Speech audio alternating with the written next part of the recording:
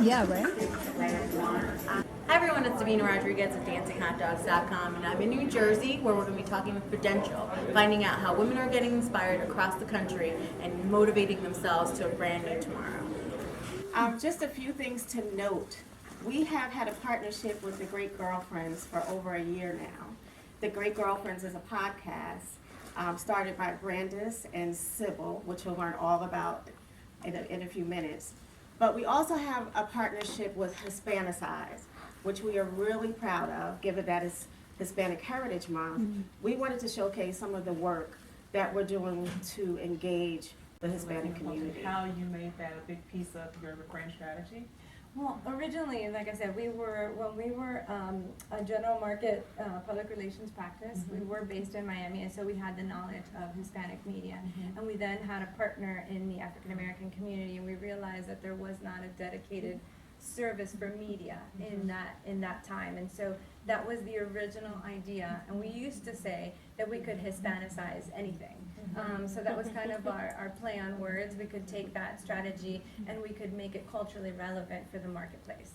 And so that's where that name was born. And when we had that original company, we always said that we wanted to have an event, that it would complete what we had done. So it was just kind of that wave of understanding that through culture, you could really touch a heartstring instead of just marketing a brand.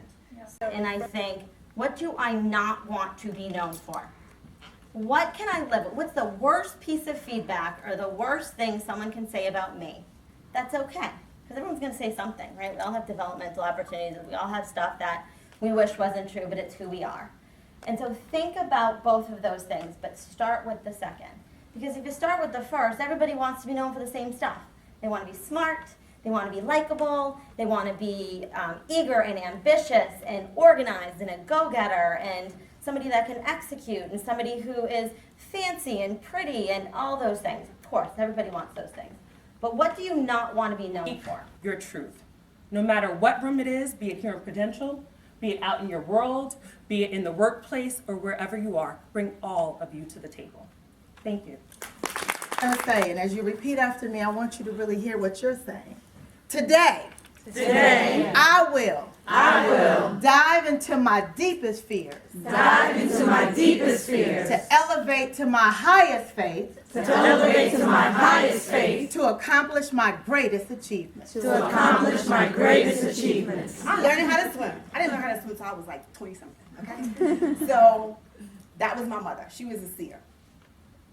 She also, when I was in my 20s and was laid off from my .com job, she said, "Oh, this is a blessing in disguise." I was like, what? I just lost paychecks. We like regular checks, you know? And she was like, "No, you have an infant son. You will never get this time back again. You can write from anywhere." And she was absolutely right. That was precious time that I needed to be with him, and I could write from anywhere, and I did. Trusted voice. And yes, sometimes that content and the product and the need for high-touch engagement needs to be culturally relevant. And that's also where we can play a pivotal role for the big brands and corporate entities that are trying to get to the hearts of our community. So with that, I just invite us all to claim our space in the economy.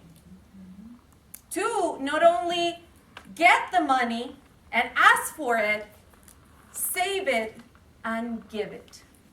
Never, ever forget that there was someone somewhere, whether it was your dad or Leon, or that one mentor that believed in you, that gave you that initial push.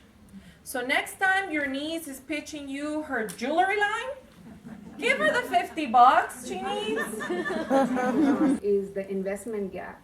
And there is another kind of leader in the women's financial space called Sally Project, who has developed a whole business around the investment gap.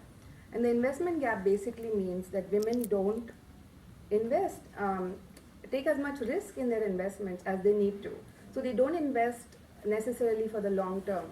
You know, if you invest in products like stocks and equities, over the long term, you will definitely make more money than if you keep it in cash deposits or, you know, bank accounts. But if we, as women, we are risk averse and we don't do that, so that kind of impacts our investment balances over time. You tell it the way they want to hear it.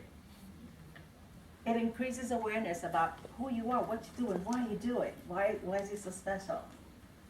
And it creates visibility. And if people know about you, you can sell more and you can make more money.